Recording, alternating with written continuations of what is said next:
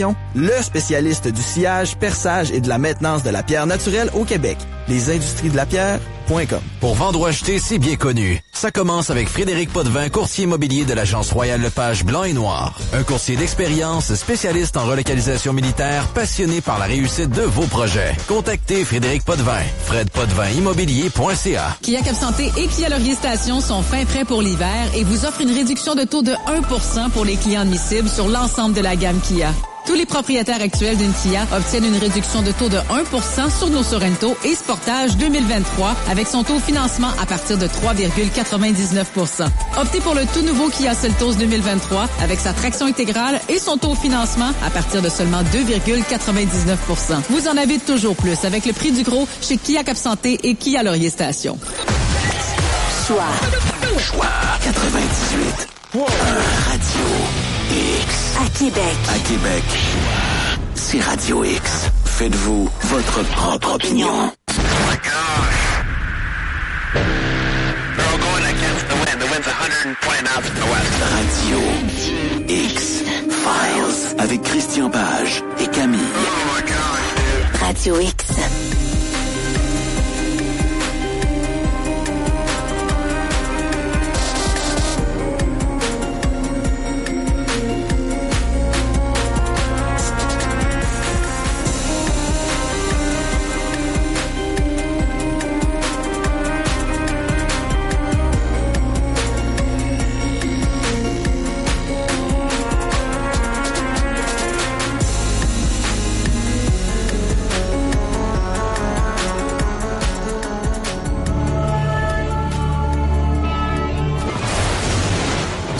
Un asile psychiatrique pour adolescents.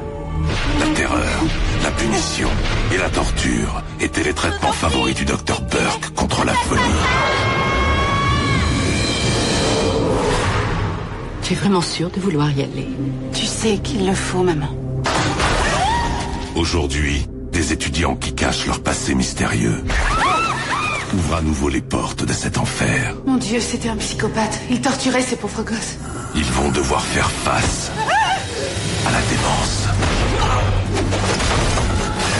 Viens voir, papa. Je vous en prie. Donne-moi ton mal. Oh mon Dieu. Arrêtez, lâchez-moi, salopard. Il n'y a qu'une chose qui soit pire que la mort. C'est le cauchemar qui la précède. Je vous en prie, me faites pas de mal. Oh, que je suis contente ce soir. Bienvenue sur les ondes de Choix 98.1 Radio X. C'est un classique à chaque année, à l'Halloween. Il me semble qu'on entend parler de cet endroit-là, des gens, des ados, entre autres, qui essaient d'aller voir si c'est hanté ou pas, cette place-là. L'asile de Sainte-Clotilde. Salut, Christian. Quel bon choix ce soir. Vraiment, là, tu viens de... T'allumes mes lanternes. Ben, écoute, pourquoi j'ai décidé de prendre ce sujet-là? Bon, on vient justement d'entendre la bande-annonce d'un film de 2008 qui s'appelait Asylum, où justement un groupe d'adolescentes retourne dans ce qui était jadis un asile psychiatrique et vont faire des découvertes un peu sordides liées au passé de l'établissement. Et j'ai choisi ce film-là, j'aurais pu en choisir d'autres parce que on ne compte plus le nombre de films d'horreur et d'histoires attachées à ça. Voilà, hein? Des histoires qui ont été tournées dans des asiles, hein, qui situent là, l'histoire dans une asile. Il faut savoir que dans l'univers des hantises et des phénomènes paranormaux, parmi les endroits les plus hantés, on a les asiles et on a les pénitenciers. Ben, les pénitenciers désaffectés sont souvent également des lieux où les gens racontent avoir vécu des expériences un peu étranges. Et on est pas mal dans les QG des âmes et des cerveaux les plus tourmentés, avec raison. Oui, effectivement, l'une des raisons, hein, si on joue la carte des gens qui croient à la présence de ces revenants, c'est que les lieux seraient tellement chargés d'émotions, et on le comprend, un asile psychiatrique, un pénitencier, ce sont des lieux qui auraient été tellement chargés d'émotions que le lieu aurait gardé comme l'empreinte de ces émotions. C'est ce que les gens qui s'intéressent à ces phénomènes de hantise appellent une hantise résiduelle.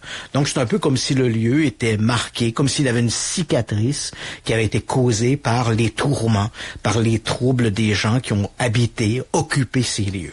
Et pourquoi ce soir j'ai choisi l'asile de Sainte-Clotilde de Horton? Parce que bon, c'est un haut lieu des hantises au Québec, mais parce que il y a 35 ans, pratiquement jour pour jour, un événement dramatique va se produire à l'asile de Sainte-Clotilde de Horton et qui va placer ce lieu-là sur la liste des lieux qui vont devenir, avec le temps, parmi les lieux les plus hantés du Québec. Okay. Donc, et souvent, quand on entend parler de l'asile, c'est souvent à travers le discours des gens, comme tu l'as mentionné, hein, des gens se rendent sur place, quoique maintenant on ne peut plus s'y rendre. Hein. Depuis 2018, il y a eu un jugement qui a obligé le propriétaire, M. Thivierge, à empêcher les gens de se rendre sur le terrain. Ouais. Donc avant c'était assez ouvert, on pouvait s'y rendre. M. Thivierge disait aux gens, écoutez, c'était simplement un avertissement verbal. Si vous vous rendez dans l'asile et que vous vous blessez, évidemment, c'est à vos risques et périls, etc. Mais c'est pas qui veut, là. Ouais, voilà. Mais éventuellement, la ville s'est opposée à ça parce que l'endroit a été jugé dangereux. Donc, éventuellement, il y a eu un bras de fer qui s'est joué entre la municipalité de Sainte-Clotilde de Horton et M. Thivierge. Et éventuellement, un jugement a obligé M. Thivierge à fermer, à rendre inaccessible l'endroit. Et aux dernières nouvelles, on le proposait à la vente pour 2,5 millions de dollars. Donc, ou bien le bâtiment sera acheté, ou le terrain sera vendu, ou il va tomber sous le pic des démolisseurs. Donc, on ne sait pas trop ce qui va devenir de l'asile, mais il faut savoir qu'aujourd'hui, le bâtiment est toujours debout, mais il est impossible d'y avoir accès à moins d'une autorisation spéciale. Cela étant dit, quand on parle de l'asile de Sainte-Clotilde de Horton, on entend souvent parler de ce lieu à travers la bouche des chasseurs de fantômes, donc de ces gens qui se rendent sur place, soit pour chasser, pour essayer de documenter les soi-disant présences spectrales qui se trouveraient sur les lieux, ou encore des gens qui veulent vivre le frisson du paranormal. Donc tu l'as mentionné, moi j'ai rencontré plein de groupes de jeunes qui n'avaient pas vraiment un objectif de documenter les manifestations de l'asile de Sainte-Clotilde, mais c'était simplement de dire on va passer des heures, on va passer une nuit dans l'asile parce que l'endroit est supposément hanté. Donc c'est souvent un peu par défi, de défier ces forces. T'es pas game. Mais on connaît finalement peu de choses à propos de l'asile lui-même, et pourtant il y a une histoire derrière cet édifice qui fait un peu froid dans le dos. Donc on va parler un peu de l'histoire de l'édifice. Une histoire qui est à la fois vérifiée, vérifiable, une autre qui repose sur des rumeurs et d'autres éléments qui sont complètement inventés. Donc l'histoire de l'asile, elle est assez complexe. Mais pour te raconter un peu cet événement, un événement dramatique qui s'est produit le 23 janvier 1988, donc il y a donc pratiquement 35 ans jour pour jour, je te le raconte tel que me l'a raconté l'un des gardiens qui se trouvait ce soir-là sur place. Donc, il est à peu près 22h30. Lui me raconte et dit tout était très silencieux. Il y avait 3 personnes qui étaient de garde ce soir-là. Il faut savoir qu'à l'époque, l'asile de Sainte-Clotilde avait connu plusieurs vocations. On va revenir là-dessus. Mais au moment où l'incident va se produire, l'asile de Sainte-Clotilde est devenu un centre d'accueil pour des soins longue durée pour des gens souffrant de problèmes mentaux. Donc, il y a 21 locataires permanents et dont les dortoirs sont situés au 3e et au 4e étage. Okay. C'est un peu ça le drame, parce que beaucoup d'entre eux sont à mobilité très réduite, à cause de leur handicap. Puis on le comprend aussi, ce sont des gens qui souffrent de problèmes mentaux importants. Donc dès qu'une situation qui ne cadre pas avec leur quotidien, ils paniquent, ils vont s'enfermer dans un coin, ils ne bougeront pas. Et ce soir-là, ça a été tout à fait dramatique. Donc lui me racontait, donc je prends ses paroles pour vous raconter l'histoire. Le bâtiment à ce moment-là était était tout à fait silencieux. Il était 22h30. La plupart des locataires dormaient déjà depuis un moment. Hein. L'extinction des feux se faisait aux alentours de 9h, de 21h, 21h30. C'est vrai qu'il y a encore quelques patients qui étaient, je dis patients, mais on s'entend, ce sont des patients locataires, donc des patients encore qui pouvaient regarder la télévision, mais c'était relativement calme et la plupart des gens dormaient. Et puis soudain, les gardiens ont entendu une sonnette d'alarme. Éventuellement, l'enquête du coroner va déterminer que les systèmes de sécurité étaient conformes, mais lui me raconte qu'il entend la sonnerie d'une alarme qui est plus lointaine. C'est pas celle du poste de garde, mais une alarme lointaine qui a sonné. Il dit, à ce moment-là, c'était un détecteur de fumée. On s'est précipité sur les lieux. Donc, on a rapidement grimpé. Lorsqu'on a ouvert les portes pour monter dans les étages, déjà, il y avait de la fumée qui s'était répandue dans les cages d'escalier. Donc, on a évidemment, lorsqu'il y a incendie, on évite de prendre l'ascenseur. Hein. Donc, ces gens-là se sont engouffrés dans les cages d'escalier. Lorsqu'ils sont arrivés au premier étage, il y avait une épaisse fumée étouffante qui s'était répandue sur l'étage. Il y avait là, dans le dortoir, 6 femmes et 2 hommes qui dormaient là. Tous étaient debout. Il n'y avait pas de feu au 3e étage, mais tous les gens étaient debout, évidemment paniqués par l'alarme qui sonnait à travers l'édifice. Ces gens-là étaient hagards au milieu du dortoir, ne sachant quoi faire. Ah. Et là, un des gardiens, après, on peut s'imaginer le drame épouvantable, et tout ça se passe en quelques secondes. Hein, et tout l'événement que je raconte là s'est déroulé en moins de 3 minutes. Donc, un des gardiens est entré dans le dortoir, a pris les gens, et évidemment, ces gens-là voulaient pas sortir, ils avaient peur, et ils étaient également avec leur robe de nuit, leur robe de chambre, mais il a fallu les pousser, donc sans panique, mais avec un pas pressé, on les a conduits vers les escaliers pour les amener à l'extérieur, et ils sont sortis dans la cour arrière de l'édifice. Il faut savoir que tu comprends, on est le 23 janvier 1988, il fait froid, donc les gens sont un peu paniqués, ils quittent un environnement rempli de fumée, il y a un état de panique, et là, voilà qu'ils sont à l'extérieur, il est rendu là, 22h30, 23h, ils sont transis par le froid, le vent souffle ce soir-là, ce qui va pas aider la situation, pendant que un des gardiens, des surveillants, conduit les gens à l'extérieur, 2 autres grimpent au 4e étage. Et lorsqu'ils débouchent sur le palier, là aussi, il y a une épaisse fumée qui s'est répandue, et il y a comme 2 portes qui sont faites de contreplaqué très épaisses qui ferment les portes du dortoir. Et quand les 2 gardiens arrivent, dont la personne qui m'a raconté l'histoire, il était l'un d'entre eux, il dit, lorsqu'on est arrivé près des portes, dès qu'on a mis nos mains sur les portes, on sentait la chaleur de l'autre côté. Donc, avec force, on a réussi à ouvrir les portes. Ce qui était peut-être pas la meilleure idée, parce qu'évidemment, si on amène un apport d'oxygène, le feu va s'étendre davantage, mais néanmoins, on est conscient qu'il y a des gens qui sont là. Il y a 9 personnes qui sont dans ce dortoir-là. Donc, on ouvre la porte, et à ce moment-là, on voit dans la fumée, on ne voit pas les flammes. Lui me dit, on n'a pas vu les flammes, mais il y avait une épaisse fumée dans toute la pièce, et on voyait que la fumée rougeoyait. Donc, quelque part, dans le dortoir, il y avait un foyer d'incendie.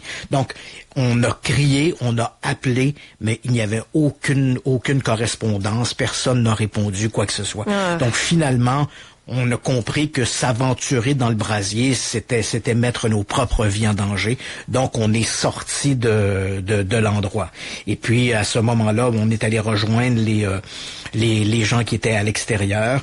Et éventuellement, donc, au loin, il dit, lorsqu'on est sorti à l'extérieur, on entendait déjà à ce moment-là les sirènes au loin, qui étaient les sirènes des camions de pompiers. Quand les sapeurs-pompiers vont arriver sur place, vont éteindre le feu qui s'est déclaré au 4e étage, là, donc dans le dortoir de l'étage supérieur. L'enquête du coroner va d'ailleurs déterminer que apparemment l'un des patients aurait mis le feu en utilisant un article de fumeur, probablement un briquet. Et ce qui est assez dramatique, c'est que les gens, lorsqu'ils ont été retrouvés, puis là c'était un peu sordide, mais quand les gens ont été retrouvés au 4e étage, la plupart d'entre eux étaient ou dans les corridors, les corridors entre les lits, ou aux côtés des fenêtres, mais les fenêtres étaient fermées.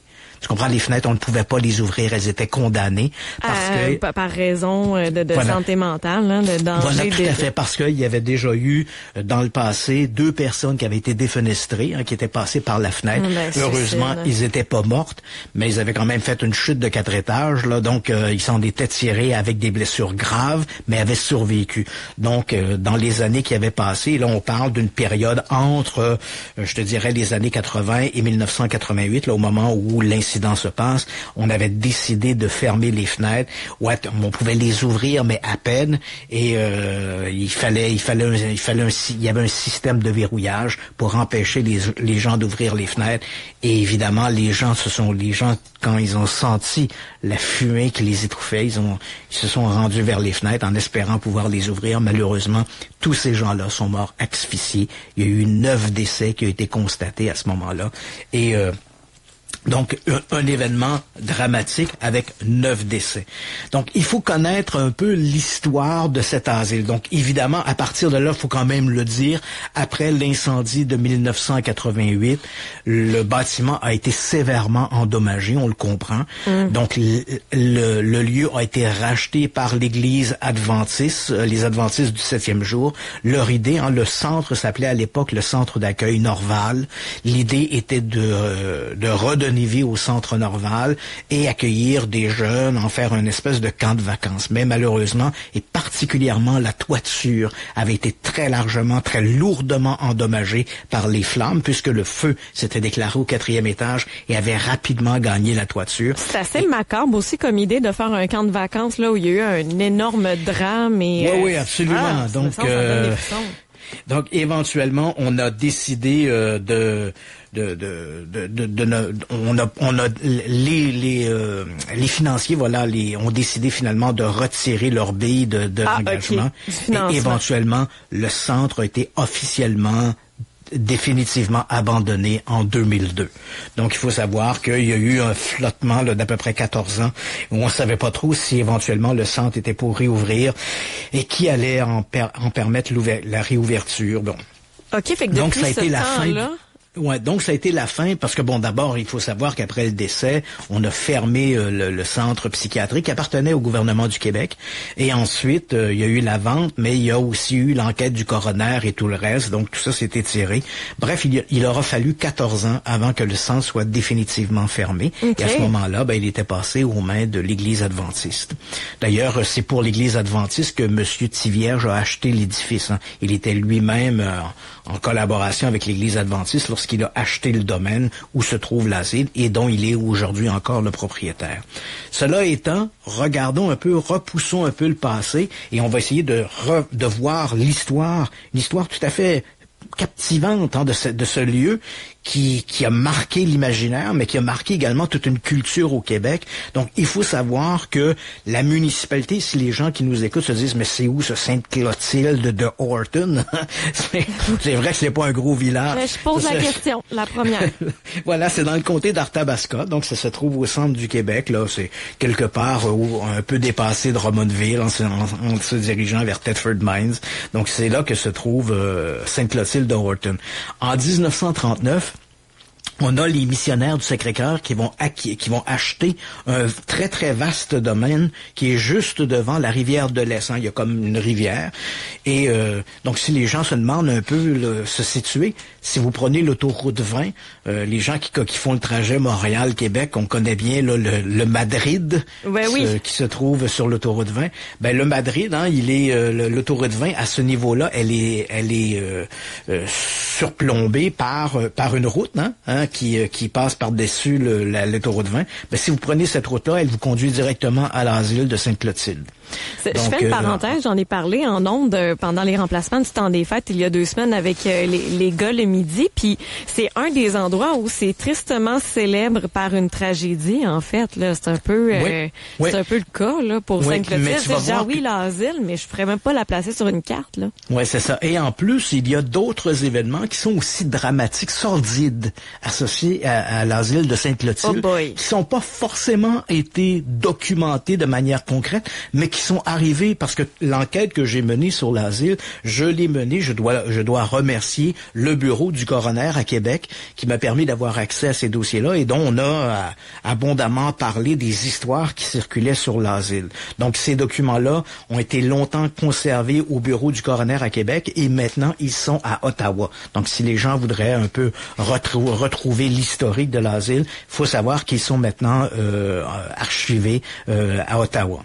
Donc en 1939, on a ces missionnaires du Sacré-Cœur qui vont acheter ce grand terrain qui est devant la rivière de l'Est. On dit rivière de l'Est, c'est un peu présomptueux, là. C'est presque un ruisseau, là, mais bon, bref, on l'appelle la rivière de l'Est. Et donc, on a ce vaste domaine. Ils vont faire construire l'édifice tel qu'on le connaît à peu près. Il n'a pas beaucoup changé au cours des ans, donc c'est un édifice à 4 étages et ce bâtiment est destiné à devenir un monastère, le monastère des Pères du Sacré-Cœur. Et puis pendant quelques années, il a cette vocation, mais en 1954, l'édifice va changer de vocation et on va en faire un centre d'hébergement et une école d'obédience chrétienne. D'ailleurs, à ce moment-là, on va faire apposer sur le plancher du premier étage ceux qui ont visité l'asile, que ce soit pour le frisson ou pour la quête des fantômes, ont probablement vu ce grand cercle où on peut lire la phrase en latin « Sinite parvulus venir asmi, laissez venir à moi les petits-enfants ». Donc on voit ça, c'est comme incrusté dans le plancher, c'était un peu la devise des Pères du Sacré-Cœur. Donc ça devient une école à partir de 1954. À ce moment-là, il y a une légende, je le dis tout de suite, là, c'est une légende. On raconte qu'il y aurait eu un premier incendie à l'époque où l'édifice était une école. Il y aurait eu 3 jeunes qui se seraient enfermés dans un réduit, un garde-robe, et à ce moment-là, ils auraient allumé des cigarettes et ils auraient mis le feu à de la literie. Et ils seraient morts asphyxiés. Donc, tous les 3 seraient morts asphyxiés. Cette histoire-là est fausse. Ça ne s'est jamais produit. Okay.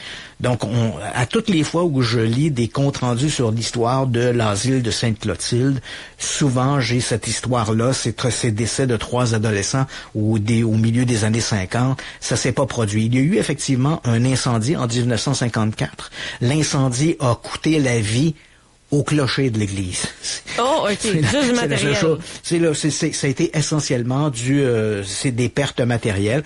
Si on regarde des photographies plus anciennes de l'asile, il y a comme une grande tour qui était surmontée d'un clocher en flèche et le feu s'est répandu et a détruit le clocher en question. Mais il n'y a pas eu de décès à ce moment-là.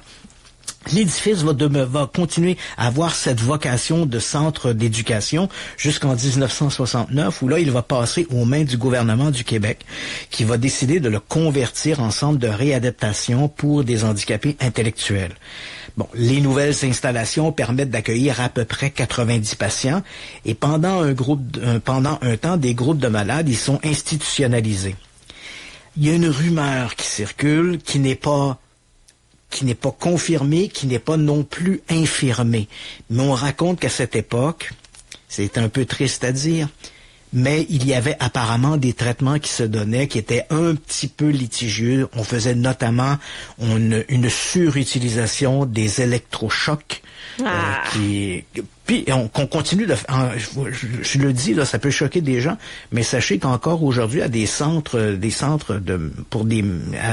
d'adaptation pour des gens qui souffrent de problèmes mentaux, comme par exemple à Louis H. Lafontaine à Montréal, on continue de donner des électrochocs. Ça peut nous paraître sorti d'une autre époque, mais ce sont des traitements qu'on applique encore. Évidemment, beaucoup moins fréquents qu'on a pu l'utiliser dans les années 50 et 60, mais il faut savoir que déjà dans les années 70, plusieurs psychiatres et plusieurs neurologues avaient commencé à mettre un bémol sur ces traitements d'électrochocs. Non pas qu'il n'y avait pas des bienfaits, mais il n'y a pas des bienfaits pour tous les malades. Donc, il fallait y aller avec parcimonie, alors qu'à l'époque, dès qu'un malade présentait des troubles de comportement, c'était bang, on envoie l'électrochoc.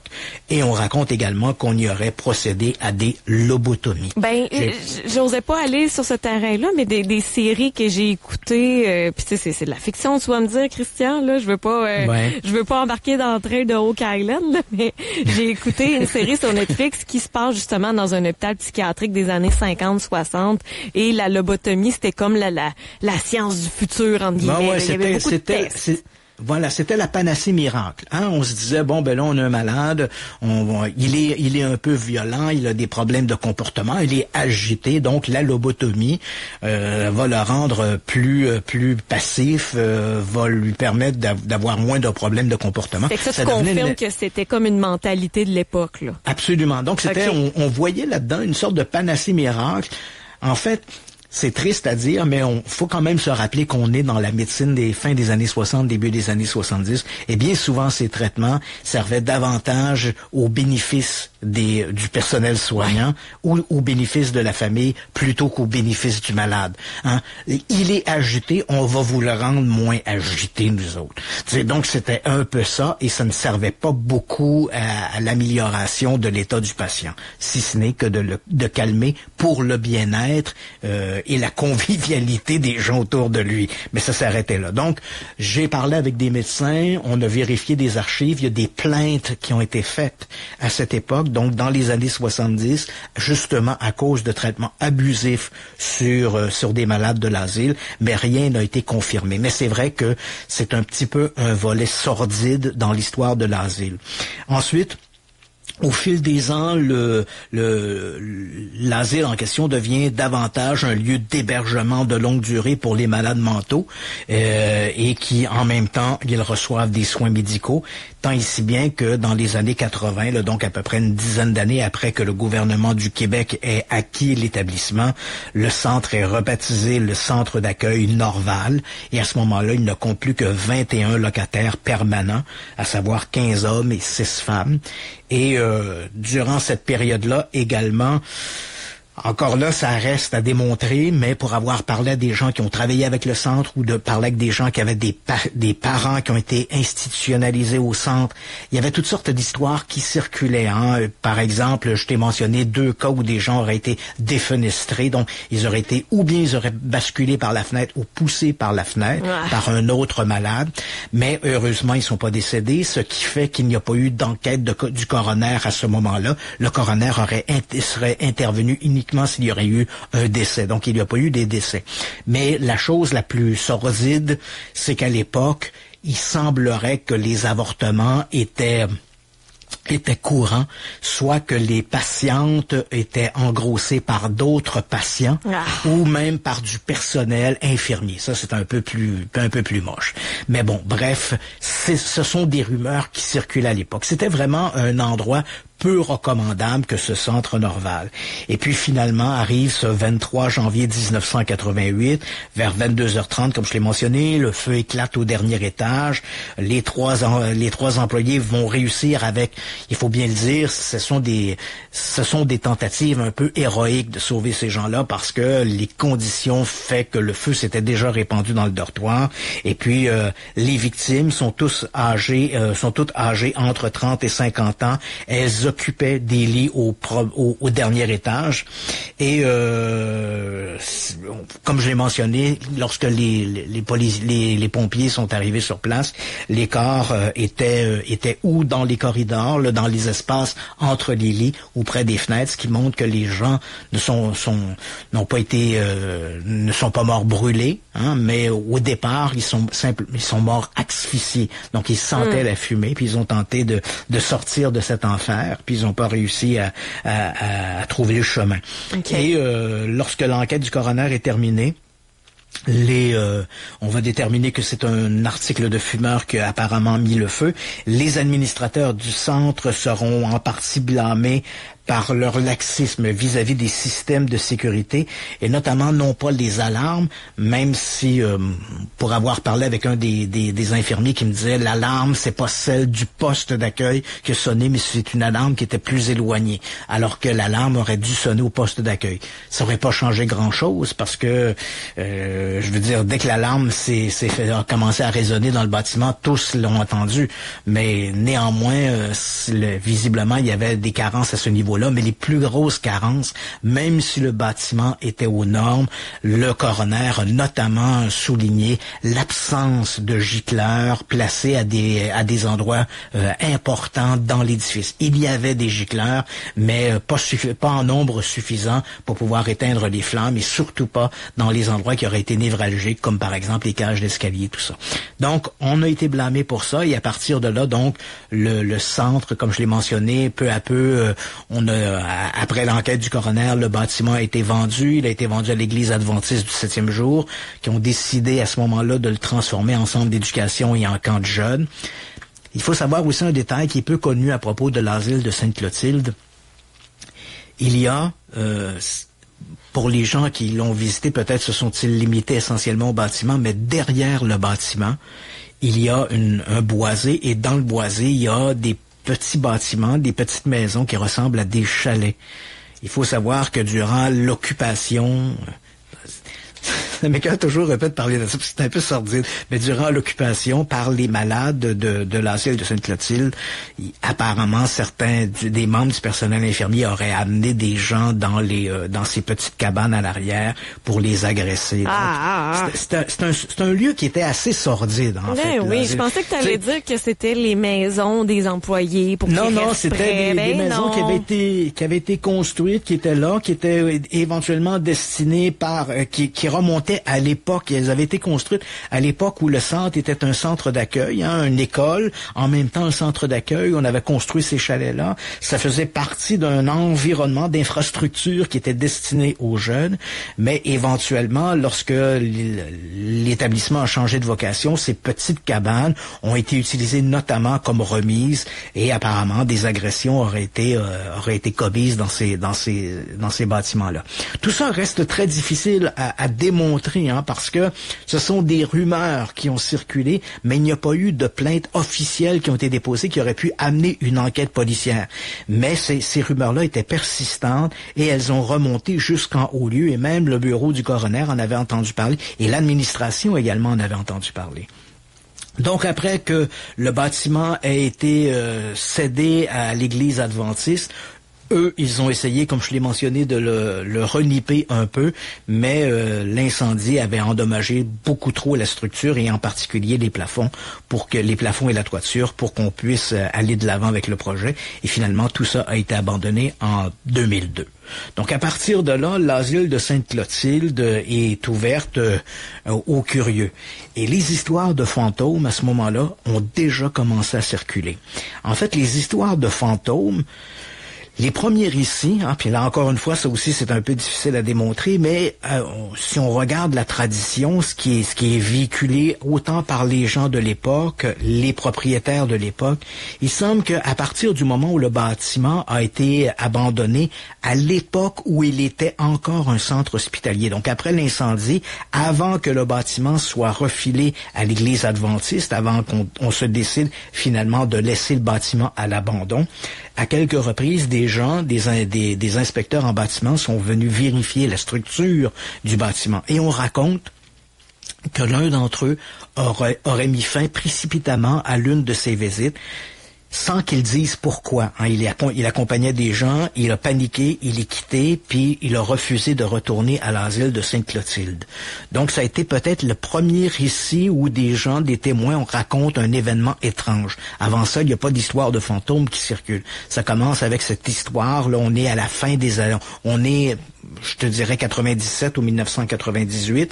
Le bâtiment est encore en vivotement entre le gouvernement du Québec suite à l'asile, à la construction de l'asile et la vocation de l'asile, et l'Église adventiste. Donc on est toujours dans cet entre-deux, et là donc il y a ce premier événement. Et à partir de là, le lieu va devenir rapidement l'un des lieux les plus hantés du Québec, ou à tout le moins là, qui va avoir cette réputation de l'un des lieux les plus hantés du Québec. Bon, parmi les événements que l'on raconte, il y a bien sûr ces sentiments d'oppression, des sentiments de présence. On raconte qu'on y aurait vu à quelques reprises le spectre, le fantôme d'une fillette âgée entre 5, 6 ou 7 ans. La problématique avec cette histoire d'apparition, puis là je suis pas là pour prendre position à ce qu'il faut croire ou non aux fantômes, non, on est essentiellement dans une histoire, et il n'y a pas eu dans les précédents, dans l'histoire de l'asile de Sainte-Clotilde, il n'y a pas eu une fillette de cet âge-là qui est décédée sur les lieux.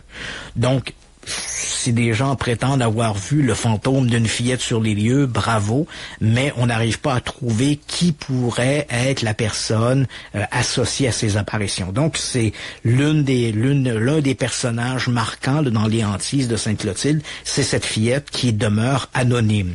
Ensuite, il y a, comme je l'ai mentionné, les sentiments d'oppression, les sentiments d'être observé par des gens, et au cours des années, à partir du moment où le bâtiment est complètement abandonné en 2002, on va voir apparaître progressivement à travers le Québec des groupes de chasseurs de fantômes.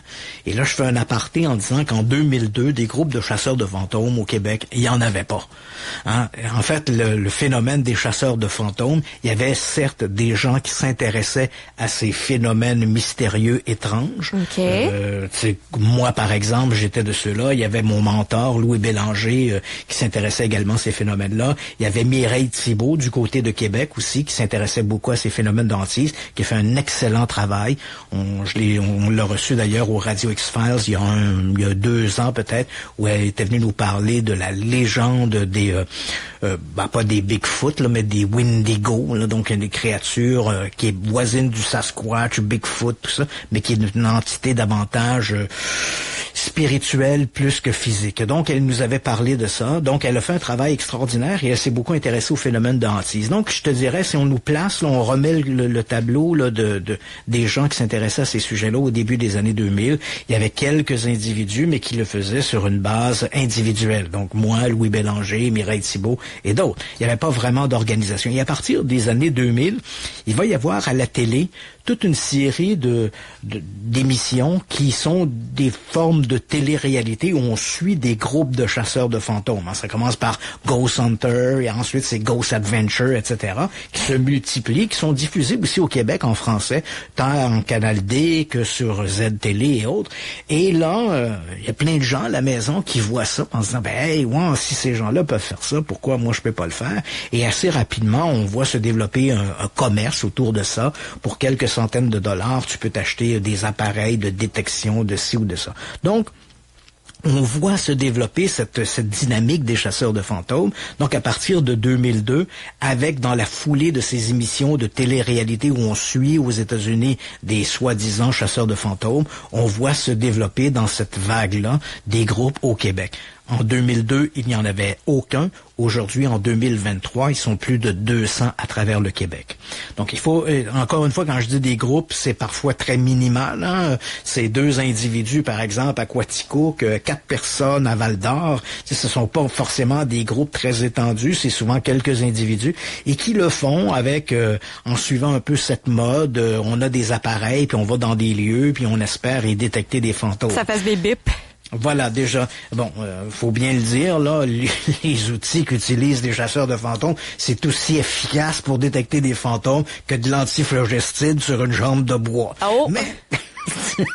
Mais bon, ça fait bip bip, comme tu dis, les gens aiment ça, bon, c'est parfait. Donc, à partir de là, les chasseurs de fantômes vont se rendre dans l'asile de Sainte-Clotilde. Beaucoup d'entre eux vont en revenir avec des expériences étranges à raconter. Certains disent on a entendu des voix, des murmures, on a enregistré ça, des phénomènes de PVE, des phénomènes de voix électroniques, un phénomène qui est né là d'abord, puis on en avait parlé ensemble, qui est né dans les années 50 du côté d'Oslo avec Jorgensen qui avait enregistré, tu te rappelles cette histoire, cette voix, il était là pour enregistrer des chants d'oiseaux et en réécoutant la bande, il entend les chants d'oiseaux. Il entend une voix qui lui parle, qui lui dit « Friedel, Friedel, est-ce que tu m'entends? » Il reconnaît la voix de sa mère. Et à partir de là, on va lancer un peu cette mode d'enregistrer dans des pièces vides, dans des lieux. Et parfois, on va poser des questions. Même s'il n'y a personne, on pose des questions. Et à l'audition de la bande, parfois, des gens disent entendre des voix ou des murmures. Donc, c'est une... Vrai ou pas, ça fait peur. Ouais, bien sûr. Il y a toute une mécanique autour de ça. Mais bon, on peut se poser la question, est-ce qu'il y a réellement un murmure? Est-ce que c'est nous qui imaginons un murmure? Ou est-ce que le murmure s'explique d'une autre façon? Donc, il y a toutes sortes d'approches que je pourrais dire alternatives. Mais là, on fera peut-être une émission pour essayer de décanter tout ça. Déjà, j'en ai souvent parlé, mais si on regarde dans l'histoire de Sainte-Clotilde, donc ces chasseurs de fantômes se rendent sur place, ils en reviennent avec des expériences à raconter. Et là, on a enregistré des voix, on a fait ci, on a fait ça. Et donc, peu à peu, la réputation de l'asile vient le placer dans une catégorie excessive à part, qui fait partie peut-être des 5 ou 10 endroits les plus hantés du Québec. Et là, on voit se multiplier ces groupes. Ça devient un incontournable. C'est un passage obligé. Dans les années 2010, par exemple, si tu es un groupe de chasseurs de fantômes, tu te dois de visiter l'asile de Sainte-Clotilde comme tu te dois de visiter l'ancien palais de justice de l'Assomption. Ça fait partie des lieux précis, les lieux importants dans l'histoire des phénomènes de hantise au Québec.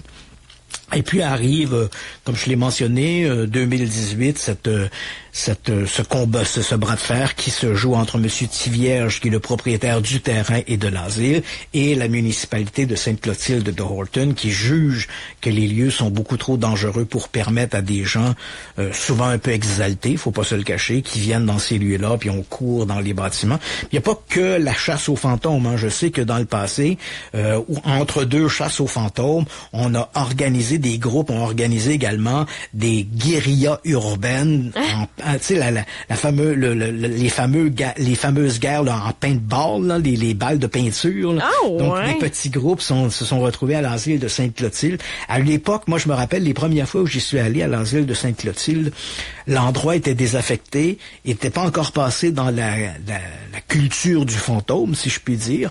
J'ai parlé avec M. Tivierge qui m'avait amené sur les lieux et on voyait dans les locaux, on voyait encore du mobilier qui appartenait à l'ancienne époque. Je me rappelle par exemple des piles de matelas empilées dans une pièce, des chaises, des fauteuils, un fauteuil roulant, des lits. On avait tout ça. Et puis éventuellement, l'endroit était complètement vidé. Il ne restait que la structure intérieure et extérieure parce que, justement, on organisait de temps en temps, durant des week-ends, des espèces de guerres urbaines de paintball sur les lieux. Donc, l'endroit était partagé à la fois par ces aventuriers du paintball et les aventuriers de l'arme qui allaient sur place pour essayer de documenter les fantômes. Bref, on avait toutes sortes de gens et tu comprends particulièrement, dans le cas des chasseurs de fantômes, on n'est pas là à courir un peu partout dans le bâtiment, mais c'est sûr que si tu fais partie de ces groupes de paintball et donc tu joues un peu à cette guérilla urbaine, évidemment, on se déplace assez rapidement dans les bâtiments qui sont désaffectés, qui peuvent être dangereux. Donc, il y avait toutes sortes de préoccupations de la part de la municipalité. On avait demandé à Monsieur Tivierge de réduire le nombre de visiteurs, mais éventuellement, tout ça a dégénéré et éventuellement, 2018, un jugement a interdit à Monsieur Tivierge de permettre à des gens de retourner dans l'asile. Donc maintenant, il est clôturé, on ne peut plus s'y rendre. Et il attend ou le pic des démolisseurs ou un éventuel acheteur. Mais la dernière mise en vente était de 2,5 millions de dollars pour cet édifice-là. Je dois t'avouer que je paierais pas 2,5 millions de dollars parce que même si je me rappelle une conversation que j'avais eue avec M. Tivierge qui me disait ouais mais la structure est bonne. Je dois t'avouer que quand je visitais le sous-sol, là, il y a des endroits où les murs étaient défoncés, même si il y avait plusieurs murs qui m'apparaissaient des murs mitoyens, qui étaient désardés, qui étaient visiblement la structure avait souffert. Mais bon, je suis pas un ingénieur en bâtiment, peut-être que c'est peu de choses, mais à mon œil de néophyte, j'avais l'impression que la structure était beaucoup plus endommagée qu'on le disait. Et la question à 1 million de dollars, pourquoi on la garde debout? C'est en fait, Monsieur Tivierge me racontait que à un moment donné, donc avec tous ces déboires-là, il a songé de se débarrasser du bâtiment. Il n'y a aucune loi qui oblige le bâtiment à rester debout. Il fait pas partie du patrimoine. C'est rien de ça. Monsieur Tivierge pourrait, s'il le veut, engager des démolisseurs qui pourraient détruire le bâtiment. Mais il me racontait que l'investissement pour détruire le bâtiment serait tel qu'il est mieux pour lui, c'est plus rentable de le vendre. Si quelqu'un veut racheter le terrain en question avec l'asile dessus, si lui, après ça, veut ou rénover l'édifice ou le détruire, c'est libre à lui. Mais pour M. Tivierge, l'investissement, parce qu'il a acheté toute la propriété, incluant l'asile à l'époque, l'investissement que ce serait de détruire ce bâtiment-là serait trop important pour lui. Donc, il préfère le laisser comme ça, à l'abandon. C'est un simple mot pour te dire, à propos des phénomènes de hantise, il faut quand même y revenir un peu. Hein. Bon, on a cette histoire. Ce que l'on sait de façon certaine à propos de l'asile, c'est qu'il est passé des Frères du Sacré-Cœur, il est devenu une école et éventuellement il est devenu un centre de longue durée pour des gens qui souffraient de problèmes mentaux. Durant cette période, donc avant l'incendie de 1988, il n'y a pas eu, contrairement à ce que les chasseurs de fantômes prétendent, un incendie dans les années 50 qui aurait coûté la vie à 3 adolescents. Ça, c'est de la foutaise. Mais c'est vrai que durant la période active de l'endroit en tant que centre hospitalier ou de soins de longue durée, c'est vrai qu'il y a eu des agissements qui ont été un peu scabreux et qui permettent de dire que cet édifice-là aurait eu besoin d'une supervision davantage en fonction de tout ce qui était raconté. Et puis, il y a eu cet incendie de 1988 avec ses 9 décès. Quand les chasseurs de fantômes vont sur place et disent entendre des choses, il faut quand même préciser que, et là je suis pas là pour faire un procès aux chasseurs de fantômes, les gens, je sais que les gens qui nous écoutent le savent très bien, je me suis souvent exprimé là-dessus, je haïs les chasseurs de fantômes. Donc je le dis, je haïs personnel. Les chasseurs. C'est personnel. Mais en fait, ma grande réserve par rapport aux chasseurs de fantômes, c'est pas tant le fait qu'ils font ce qu'ils font, mais c'est de prétendre que ce qu'ils font, c'est de la science. Tu comprends? Elle est là, ma grande problématique. Donc, que les gens disent, on se rend sur place et puis on s'amuse, on a le frisson du paranormal, c'est correct en soi, là, je veux dire, on se divertit, eux, c'est ça leur divertissement, d'autres, c'est de jouer au golf, là. C'est parfait, ça. Mais quand ils essaient de nous présenter leurs soi-disant preuves comme des preuves, ou essayer de nous faire croire qu'ils font de la science, ben ça, c'est absolument faux, là. Mm-hmm. C'est pas parce que t'as des 3-4 bébelles qui font des bip-bip à gauche puis à droite que tu fais de la science. J'ai souvent dit, puis je sais que les chasseurs de fantômes ont mal pris ça, mais j'ai souvent dit, t'as beau donner une calculatrice à un chimpanzé, t'en feras pas un mathématicien. Ben, c'est un peu la même chose ici. On prend des instruments, puis ces instruments-là sont détournés littéralement de leur vocation première. Un détecteur de champs magnétiques, c'est parfait, ça, pour détecter des champs magnétiques dans un hôpital, par exemple. Si tu veux installer des moniteurs, c'est parfait pour installer de l'équipement électronique dans un avion, mais ça ne sert strictement à rien pour essayer de détecter des fantômes. C'est la seule chose que ça va faire. Ça va se mettre à faire bip, bip, bip, puis ça va t'exciter, puis tu vas te dire, wow, je fais de la science, mais c'est pas de la science. Hein. Des variations dans le champ électromagnétique, on en a partout, puis si tu as un détecteur de champ électromagnétique chez toi, puis tu passes rapidement un simple stylo devant, il va se mettre à clignoter. Donc, c'est pas de la science, mais ces gens-là ont l'impression de dire, on fait de la science. On a l'impression qu'on a de l'équipement, puis on a des caméras, puis on a ci, puis on a ça, puis qui a des équipements, qui a des bebelles qui font des bip, bip, bip, ben ce sont les scientifiques, donc on est des scientifiques.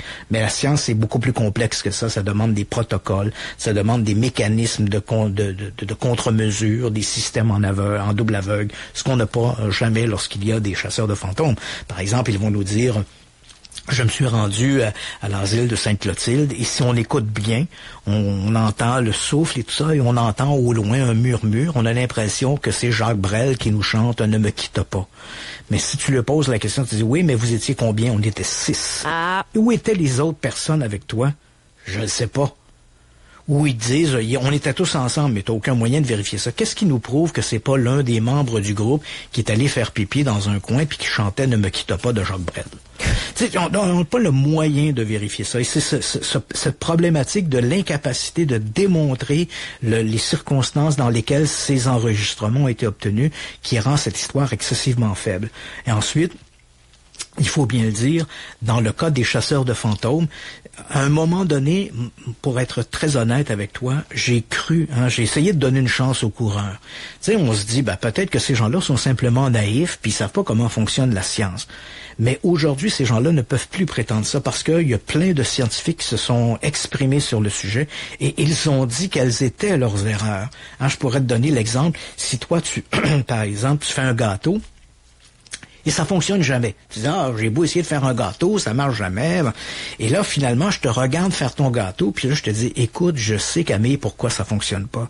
Dans ta recette, tu mets le lait avant de mettre les œufs, alors que la recette, c'est de mettre les œufs avant de mettre le lait. Mm-hmm. Voilà pourquoi ta recette fonctionne pas. Et tu me dis, OK, parfait, tu te retournes de bord et tu refais exactement la même erreur. Tu mets ton lait avant de mettre tes œufs pour pouvoir encore te plaindre que ta recette fonctionne pas. Répéter le même processus en espérant que ça marche. Voilà. Là, ce n'est plus de la naïveté, c'est simplement de la mauvaise foi. Et c'est exactement ce qui arrive avec les chasseurs de fantômes. On sait, ils savent pertinemment ce qu'ils doivent faire pour que leurs soi-disant preuves soient acceptées ou discutées comme des preuves. Mais ils ne le font pas. Par exemple, lorsque tu enregistres un phénomène, il faut d'abord pouvoir documenter de quelle manière le phénomène a été enregistré. Ensuite, la procédure, c'est de faire écouter cet enregistrement à plein de gens, une dizaine, une vingtaine de personnes, sans leur dire ce qu'ils doivent entendre. Si tu leur dis, écoute, tu vas entendre Jean-Paul, c'est sûr que tu viens de conditionner les gens à entendre Jean-Paul. Tu vas trouver un moyen de l'entendre. Voilà, et c'est exactement ce qu'on retrouve sur Internet. Ces gens-là vont dans des soi-disant lui hanter, mettre leurs vidéos ou leur audio sur YouTube et ils nous disent d'avance, écoutez, vous allez entendre Jean-Paul. Puis là, on est là, on regarde l'écran, puis d'un coup, on entend puis là, on nous écrit dans le bas de l'écran Jean-Paul. Donc là, on recule un peu, on le réécoute. Puis moi, c'est vrai que ça a l'air de Jean-Paul. Je me suis conditionné à entendre ça. Le travail, pour bien le faire, c'est de faire entendre cet enregistrement-là à des dizaines de personnes sans leur dire ce qu'ils doivent entendre et de voir si eux entendent tous Jean-Paul, peut-être qu'ils entendent autre chose aussi. Et ensuite, de faire entendre ce même enregistrement-là à des gens qui parlent une autre langue, dont le français, par exemple, n'est pas la langue maternelle. Peut-être que les gens qui parlent l'italien, l'allemand, vont entendre autre chose que toi t'entends. Donc, à ce moment-là, tu viens d'affaiblir ta preuve. Tu dis, ouais, mais bon, c'est-tu dépêche-toi en allemand, c'est-tu allons par ici en italien ou c'est je suis là en français. On peut pas le savoir. Et comme on n'a pas de conditions qui soient optimum pour pouvoir juger de la façon dont ces enregistrements-là ont été faits, ça ne devient plus, ce n'est plus des preuves. Malheureusement, les chasseurs de fantômes, je crois qu'au Québec, là, il n'y a aucun chasseur de fantômes qui peut prétendre ne pas être au courant de ces recommandations qui ont été proposées par les chercheurs, les scientifiques, les physiciens et autres. Ils ne l'appliquent pas tout simplement parce que ils n'en ont pas envie. Tu comprends? On aime croire ça. Autre chose. C'est ça, c'est nos affaires, puis on aime ça, puis on fait ça. Et en soi, j'ai pas de problème avec ça. Mais venez pas me dire que vous faites de la science. Et là, à ce moment-là, c'est là que le discours dérape lorsque ces gens-là essaient de nous faire passer pour ces événements-là comme étant de la science. Cela étant dit, notre discours de ce soir, c'était de présenter la véritable histoire de l'asile de Sainte-Clotilde d'Overton. Donc, on voit que c'est un lieu qui a eu une histoire riche, par certains aspects sordides, dans d'autres aspects triste parce que il faut quand même toujours se rappeler qu'il y a eu quand même 9 décès suite à l'incendie de 1988. Et je mets ça plus large encore. On n'a rien trouvé en matière d'esprit, mais les murs ont eu des oreilles pendant plusieurs années avec tous les sévices, que ce soit pendant la période plus psychiatrique que la triste époque des frères. On a un passé lourd au Québec à certains moments. Là, oui, c'est ça. Donc on sait pas. Hein, on retient bien sûr ce que moi j'ai pu documenter, c'est la période où l'asile était un centre médical. Mais que s'est-il passé à l'époque où les lieux étaient gérés par des frères? Puis je vais pas lancer la pierre. Hein, je veux dire, c'est possible que ces gens-là étaient bienveillants puis qu'on n'ait rien à reprocher. Mais c'est sûr que si on regarde tout ce qui s'est passé dans les communautés francophones, québécoises, dans les années 40, dans les années 50, encore récemment, il y a quelques jours à peine, en Saskatchewan, par exemple, on a trouvé un charnier avec des jeunes autochtones qui avaient été retirés de leur famille, avec des tombes anonymes. Donc, on a une histoire qui est lourde au Québec, de nombreux abus, principalement par des gens de pouvoir, principalement par le clergé, qui ont mené la belle vie, hein, qui en menait large sur la vie rurale dans les années 50 et 60. Donc, c'est malheureusement une triste réalité et l'asile de Sainte-Clotilde de Doralton n'a pas fait exception à ça. Donc, l'asile de Sainte-Clotilde, tu l'as bien mentionné, hein, les murs ont eu des oreilles, ils ont eu des yeux, ils ont vu des événements certainement dramatiques qui se sont produits entre ces murs. Et en même temps, ça nous rappelle tous ces autres lieux à travers le monde. J'en ai visité plusieurs. Je me rappelle aux États-Unis, Penners, hein, ça m'avait assez troublé. C'est en Pennsylvanie. C'est un grand asile psychiatrique qui a été abandonné, que l'État a fermé, hein, volontairement à cause justement des mauvais traitements qui étaient appliqués sur les patients. Donc, l'État a fermé l'établissement. Et aujourd'hui, Penners existe encore aujourd'hui. Ce sont des grands bâtiments qui sont un peu à l'abandon. Ils sont livrés à eux-mêmes, à la végétation, tout ça. Et j'ai eu la chance de visiter Penners il y a quelques années. Et c'est un peu troublant. On va d'une pièce à une autre. Et il y a encore dans certains bâtiments, on retrouve des lits, des lampes qui étaient utilisées, par exemple, dans les cas de chirurgie. Puis on s'imagine le type de chirurgie qu'on devait appliquer dans ces endroits un peu sordides. C'est vrai que c'est troublant. Et ne serait-ce que cela, on n'a pas vraiment besoin de spectres qui viennent d'outre-tombe pour s'émouvoir, mais simplement le souvenir des gens qui ont souffert entre ces murs est suffisant pour nous donner des frissons. Et il y a des gens comme toi qui, heureusement, il y a eu des témoignages, il y a eu des langues qui se sont déliées, oui. Oui, exact. Et tu nous fais part d'une histoire que je connaissais pas ce soir. Je trouve ça vraiment fascinant. Un lieu que, on dirait que tout le monde connaît, tout le monde en a entendu parler, mais sans le connaître vraiment. Puis merci de ça ce soir. C'est déjà tout le temps qu'on avait, Christian. Et je trouve qu'on a fait un beau tour. Oui, ça me fait plaisir. Puis j'espère que les gens, si éventuellement les gens retournent à Sainte-Clotilde de Doralton, ou si les gens qui sont déjà allés à Sainte-Clotilde de Doralton vont se souvenir de ce lieu-là, pas essentiellement à cause du fantastique et des histoires de fantômes qui circulent, mais également pour toutes les souffrances qui ont été vécues entre ces murs. Pour l'histoire également. Merci Christian, je te souhaite une excellente soirée. Toi aussi, on se reparle demain. Oui, à demain. Demain, on parle des Templiers. Oui, avec un invité, c'est vrai. Oui, absolument, absolument. Donc, on se reparle demain. Soyez là 19h demain. Bonne soirée, à demain, Christian. Bye-bye. OK, ciao. Radio X-Files. Radio X.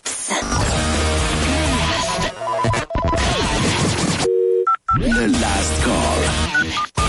Avec Jean-Francis. Je suis Richard. Rich Blais. Le Last Call. Lundi au jeudi, 22h. Radio X. Logistec, c'est bien plus que des services de transport à travers le monde. Il expédie votre marchandise en train, avion, camion ou bateau. Il offre aussi des services de gestion d'entreposage, de distribution pour les entreprises de commerce électronique ou manufacturières. Logistec emballe, étiquette, entrepose, expédie votre marchandise. De vos fournisseurs à ses entrepôts jusqu'à ses clients. Logistec, c'est tout ce dont vous avez besoin pour vous simplifier la vie en matière de transport et distribution. Cette année, bonifiez vos performances. Offrez de vraies solutions. LOGISTECK.com. Alors que les prix augmentent partout, Normandin a décidé de faire le contraire. 5 populaires repas à 9,99$ offerts dès 16h. Le combo pizza, le wrap au poulet, la salade thaï, la demi-lasagne et l'assiette burger gourmet. Profitez-en pour venir avec les enfants. 12 choix de repas complets à partir de 6$. Des soupers à petit prix, ça fait du bien. Valide en salle à manger et dans la section N-Bar jusqu'au 12 février dans tous les restaurants normandins. Vos paiements sont trop élevés? La financière.ca offre des solutions pour vous aider. Vous avez une hypothèque? Vous pourriez économiser jusqu'à 50% sur vos paiements et ça n'affectera pas votre crédit. La financière.ca, c'est aussi simple que ça. Pour vendre votre propriété, faites confiance à Gilles Tremblay, courtier Remax référence depuis 37 ans. Avec une stratégie ciblée et personnalisée, votre propriété pourrait valoir plus que vous ne le pensez. Découvrez-le avec Gilles Tremblay. 88 666 5050. Info à commercial-gilles-tremblay.com. Besoin d'un tracteur? SA Service Agricole vous offre un tracteur compact Massey Ferguson GC 1723 à 56$ par semaine. Léger comptant. Garantie 10 ans. Livraison immédiate. SA Service Agricole pour un tracteur Massey Ferguson. SAServiceagricole.ca. Pour sortir, se divertir, manger, économiser et trouver tout, vraiment tout, c'est Marché Jean Talon Charlebourg. Sur place, plus de 400 exposants vous offrant le meilleur rapport qualité-prix et une belle sortie en famille. Marché Jean Talon, la destination. Je te dis que je viens de faire une bonne affaire. Mon chum nous a montré une facture de connexion Internet à plus de 110$ par mois. Hey, wow, les moteurs! On est avec Oricom depuis ce matin. Notre Internet est rendu à 44,95$ par mois. Le modem et un super beau routeur Wi-Fi sont inclus. Tu sais, c'est plus de 60$ d'économie par mois dans nos poches. Wow! Oricom Internet sont ici à Québec. Beau, bon et pas cher. Visite oricom.ca ou appelle l'équipe Oricom au 418-683-4557. Dans notre société, avoir des dettes, c'est normal. On travaille toute notre vie pour rembourser l'hypothèque, les autos, les cartes de crédit, les voyages. Ce qui est pas normal, c'est quand nos dettes nous donnent des maux de tête. C'est là qu'il est temps de consulter. Chez Leblond et Associés, syndic autorisé en insolvabilité, on fait pas juste régler vos problèmes financiers, on vous aide à vous relever. Appelez-nous pour une première consultation sans frais ni obligation au 418-525-4641 ou consultez le GoSyndicLeblond.com. GoSyndicLeblond.com.